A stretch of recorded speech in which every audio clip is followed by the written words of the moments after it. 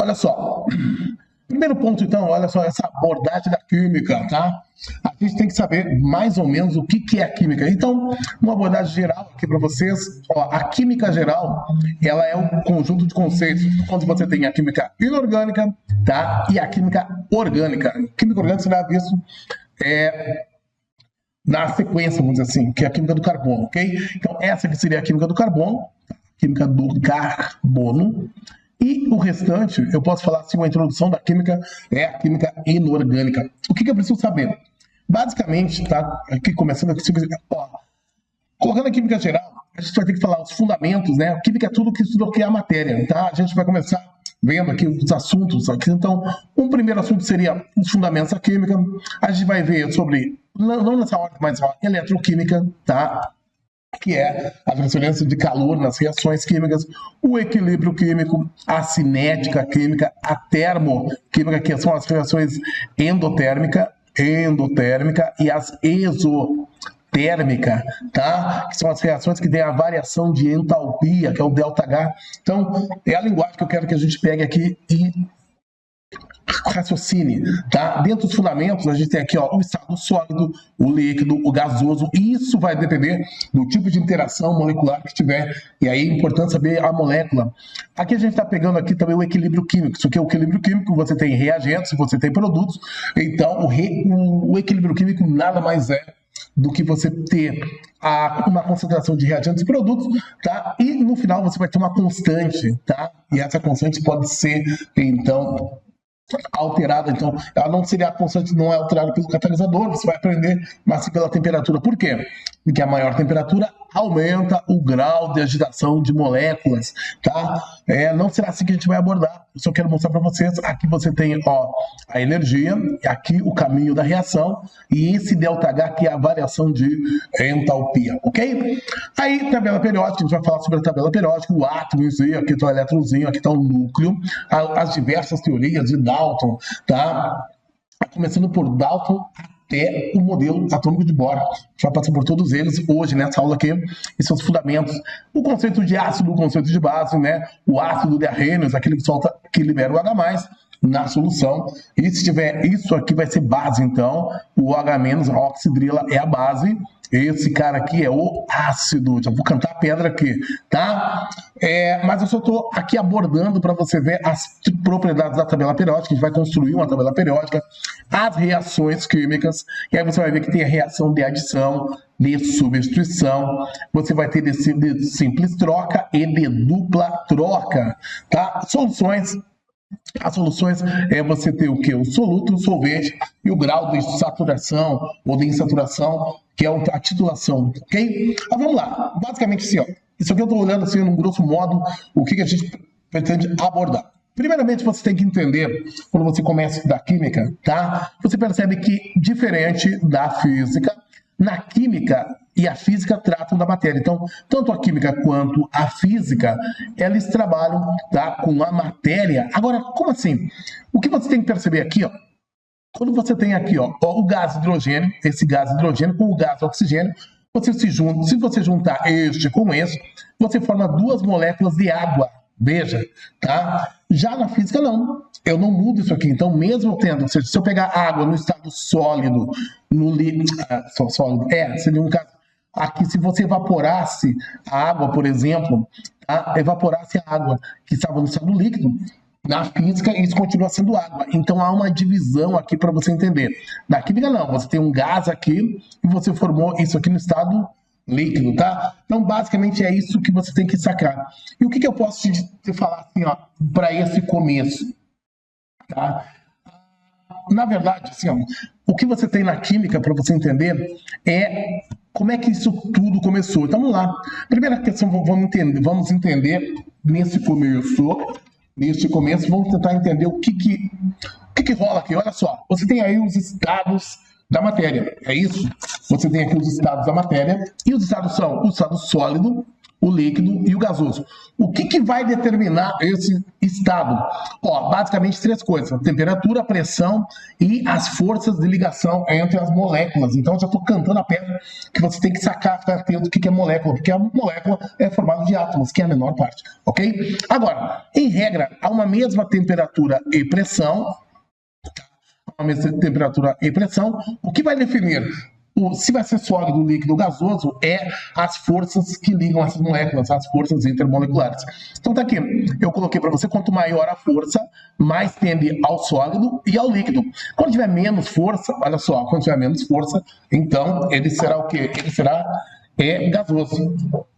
O que vai mudar, o que vai definir, na verdade, aqui, para nós, se vai ser sólido, líquido ou gasoso, é o grau de agitação das moléculas. Aqui você tem as moléculas muito mais afastadas. Então, veja, já aqui no líquido, tá, já estão muito mais juntas, né? E aqui já tem o que você tem aqui, retículos, né? No sólido você já tem retículos que formaram isso aqui, ok? Entendido isso, então? Olha só, no gás, então, o que vai definir, então, é a força que ligam as moléculas. Então, grava isso aí. O que vai definir o grau, se vai ser o estado da matéria, se vai ser sólido, líquido ou gasoso, vai ser o grau de agitação dessas moléculas, ok? Muito bem. Agora, aqui eu coloquei para vocês uma força que representa, né, a ligação entre as moléculas, seria isso aqui, ok? Muito bem. Agora, essa ideia aqui, como é que isso tudo começou? Eu acho que é importante você saber. Então, porque hoje, a ideia que você tem assim, você tem isso aqui é o elétron, tá? Você tem o elétron, vou representar assim, o elétron. Isso aqui você tem um núcleo, mas não começou assim, tá? Essa é a ideia que você tem hoje, e a gente vai ver como é que isso chegou a esse. Olha só, mais ou menos uns 500 mil anos antes de Cristo, esse cara aqui os gregos, na verdade, o Euclides Demócrito, tá? Ele se perguntava: se eu dividir a matéria a metade, depois a metade, depois a metade, depois a metade, depois a metade, enfim, a metade da metade da metade, tá? Será que eu conseguiria chegar até onde? Bom, eu chegaria numa parte não divisível que não daria mais para dividir. E aí ele deu o nome de átomo. Então, átomo é algo que não se divide. Átomo é algo que não se divide. E essa é a teoria do Euclides Demócrito. Porém, a gente sabe hoje em dia que a fissão nuclear do urânio, por exemplo, que cria a bomba atômica, a fissão nuclear, ela divide o átomo, certo? Que a radioatividade, ela fragmenta o átomo. Olha aqui. Então, não faria sentido você chamar átomo, já que átomo significa não divisível? Ok, mas o conceito já tinha pegado e foi assim, e é assim que você tem que saber. Agora, como é que isso tudo começou? Como é que chegou a ideia de átomo? Então, a gente tem modelos atômicos. Isso aqui que você vai ver aqui são modelos para representar o átomo.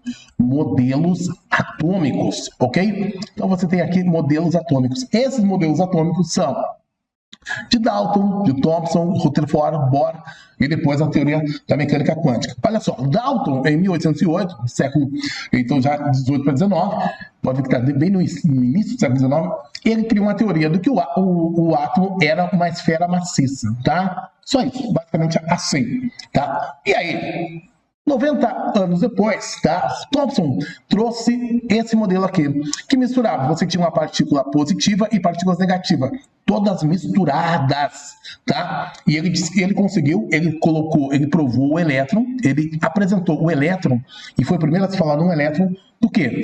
Usando o aqui chamados tubos de raios catódicos, tá? De raios catódicos.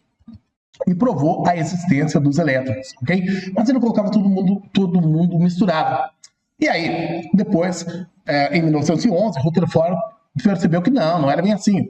Ou seja, tinha um núcleo que ficava bem no centro e os átomos ficavam numa órbita ao redor. Então, o primeiro a falar em núcleo será Rutherford, ok? Muito bem. Só que depois, isso aqui seria o quê? A teoria planetária, tá? A teoria planetária, que é como se fosse a órbita dos planetas. Só que ela tinha um problema. Qual é o problema?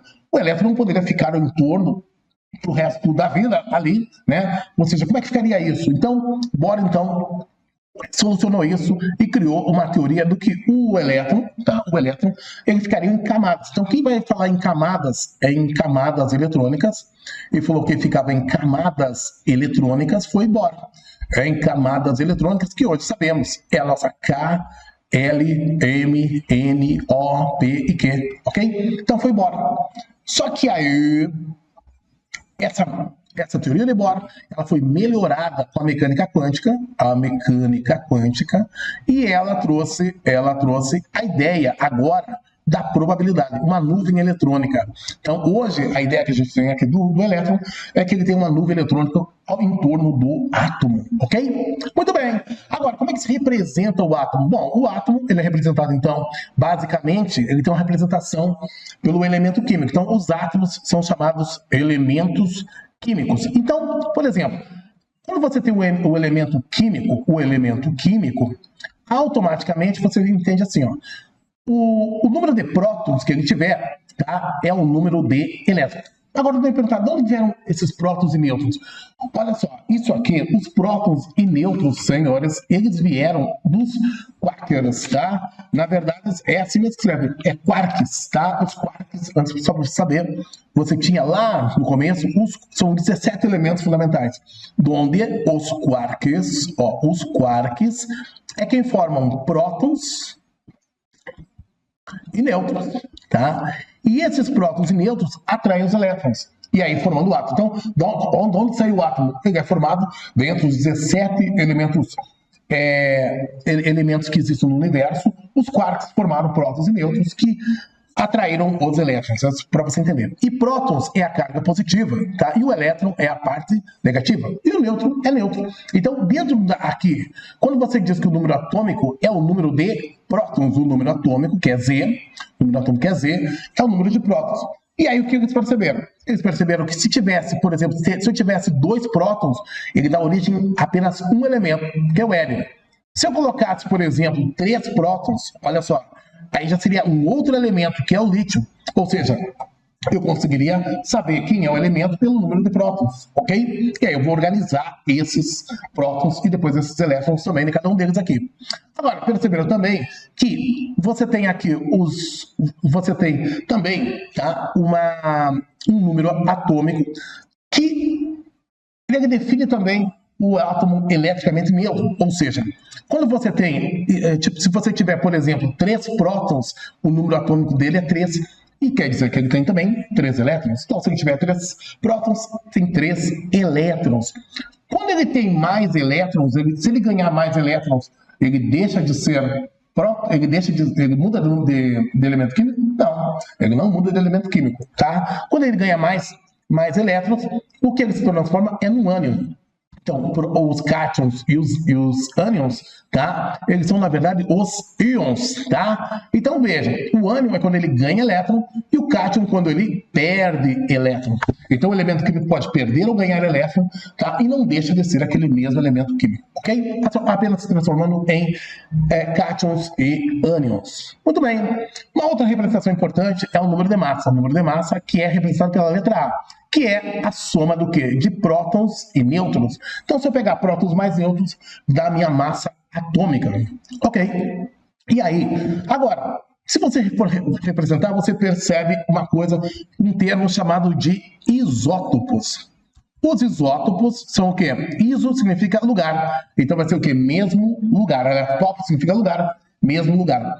E o mais conhecido é o carbono 14. Esse carbono 14 é aquele que você usa para datar fósseis, datar a idade de fósseis. É isso? É isso. Agora, veja, o carbono 14, o que você tem aqui? Se você for perceber, o carbono, ele tem o quê? Ele vai ter um número atômico 6 e a massa dele é 12. Mas esse é o carbono normal, o grafite ou o diamante, dentro das espécies alotrópicas. Agora, vai ter um que tem um nêutron a mais. Então, a massa dele é 13. Ou 2, que é o mais conhecido, tá? Que é o 14. Então, veja, quando você tem isso aqui, entenda uma coisa. Veja, o que difere, ele tem o mesmo número atômico, mas ele tem o quê? Diferente número de massa, ok? Porque tem mais nêutrons. Então, é isso que acontece, são os chamados isótopos, ok? Agora, repare uma coisa aqui, importante. É bom que você aprenda a fazer uma organização. Quando você pega o sódio, por exemplo, o sódio, ele tem, ó, se você tiver assim, olha só, Na, e aí você coloca aqui, por exemplo, aqui ele tem 11, ok, aí, ó, ele tem número atômico 11. O que significa, então? Que ele vai ter, se você for ver por aquele modelo das camadas, tá? Quem apresentou as camadas, lembra que a gente falou? Do Bohr, olha só, você vai ter, ele vai representar da seguinte forma, essas camadas eletrônicas, tá? Olha só, então, quando você tem, por exemplo, o elemento sódio, tá? O elemento sódio, o sódio, ele tem o quê? Se ele está eletricamente neutro, ele tem 11 prótons, e ele tem 11 elétrons. Por quê? Porque ele está eletricamente neutro, tá? Então, como é que você divide isso aqui? Como é que você vai fazer isso aqui? Então, tem duas formas. Você sabe que ele está, quando você olha na tabela, você vai ver que eu vou colocar essas camadas eletrônicas. Ele tem a K, a L e a M, tá? Isso indica que ele está no terceiro período. Você vai ver isso aqui. Então, você sabe que aqui cabem 2 elétrons aqui. Pode ver, ó, cabem 2 na camada K. Cabem 8 aqui. Então, se você colocar 8 aqui, 2 mais 8 deu 10. Então, você coloca um elétron aqui. Significando que esse é aquele elétron que ele pode perder, inclusive. Ok? Muito bem. Então, só para você entender. Então, eu posso fazer essa divisão dessa forma aqui. Uma outra forma de representar é aquele diagrama de Linus-Pauling, tá? O diagrama de Linus-Pauling, que faz com que você distribua já com subníveis, tá? Então, ficaria assim, ó, 1s2, 2s2, 2p6. Repare, quando você tem esse 1 é a camada K. Quando tiver o 2 é a segunda camada, a camada L. Repare que você tem 2 realmente na camada K e você tem 8 na camada L. 2s2, aí você veria o quê? Ó, 1s2, 2s2, 2p6, 3, o quê? 3s1. Esse 3 indica a terceira camada, KLM, e ela tem apenas um elétron aqui. Você vai ver, você vai praticando, vai ficar bem fácil aqui. Então, uma das formas de você representar isso aqui dentro da química seria dessa forma. Agora, quantas camadas ele realmente tem? Ele tem a camada K, são 7 camadas. K, L, M, N, O, P e Q. Tá? E eu tenho aqui, ó, 2 camadas, aqui, 2 elétrons, tá? Na primeira camada, 8 na segunda, 18 na terceira, tá? 32 na quarta, 32 na quinta e volta a ter 18 e 8, ok? Muito bem, agora, tá, dando sequência aqui, você chegou um momento de você entender um pouquinho da tabela periódica. Você vai perceber aqui, ó, que ele tem aqui, ó, um grupo aqui, 2, 3, 4, 5, 6, 7, 8, e assim vai. 8, ou seja, ele vai ter 18 grupos, ok? 18 grupos aqui. Tá? E aí, isso aqui são os grupos. Então, você tem os grupos aqui, e aqui você tem o quê? Aqui você tem os períodos. Então, vai ter 7 períodos. Você tem 18 grupos em cima e 7 períodos aí embaixo. Então, vamos lá. Olhando aqui, se você olhar aqui, ó, você percebe que essa parte que eu vou pegar aqui, opa, olha aqui. Essa partezinha está cortando para um lado aqui, aí... Essa parte aqui, senhores, tá? São chamados grupos de transição. Esses aqui são grupos de transição.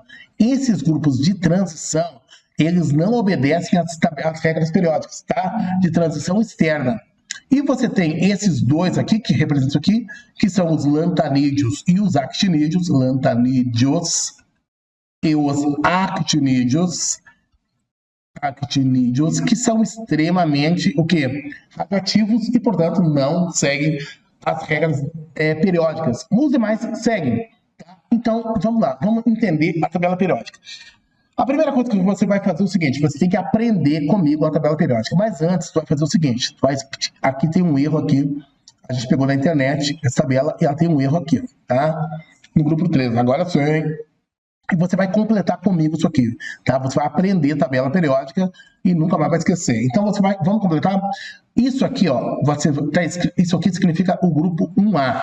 Esse aqui é o 2A. Esse aqui é o 3, ó, 13 é 3, 4, 5, 6, 7 e 8, tá? Então, seriam os grupos. E aqui você teria, esse vai ter uma camada, que é a camada K, ó, aqui duas camadas, aqui vai ser, se estiver aqui nesse período, ele já vai ter tanto a K quanto a L, a M, a N, a O, a P e a Q, ok? Então, é isso que você tem que raciocinar, ok? Agora você vai fazer o seguinte, você vai colocar aqui, ó, você vai escrever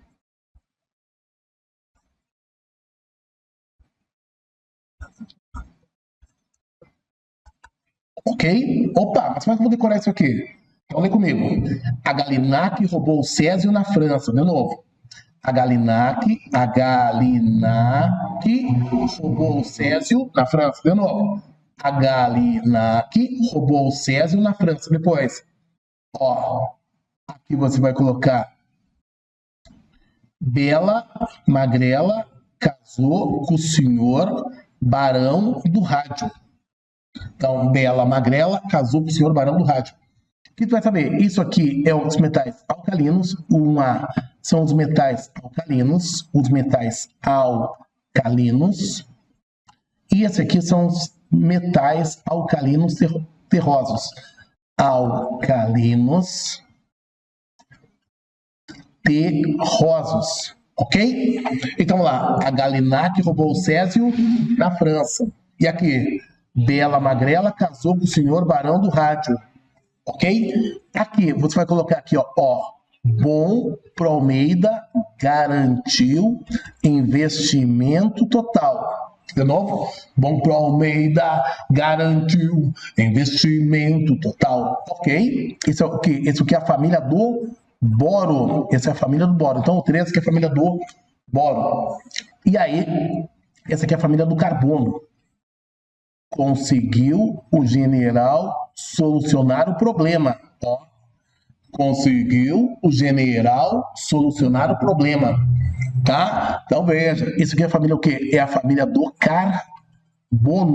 Tá? A família do carbono, ok? Tu vai ver que ele tem 4 elétrons na última camada, tem 3 elétrons na última camada, tem 1 elétron na última camada, tem 2 elétrons na última camada, 3 na última camada, 4, 5 na última camada, 6, 7 e 8 ou 2, ok? Agora, quando você tem aqui no 5, você vai ter quem? Aqui no 5, depois que conseguiu, aí você vai colocar, então, no portão assumiu subitamente, olha só, no portão assumiu subitamente que é bicha, olha lá, no portão assumiu subitamente que é bicha, ok? Aí seria o quê?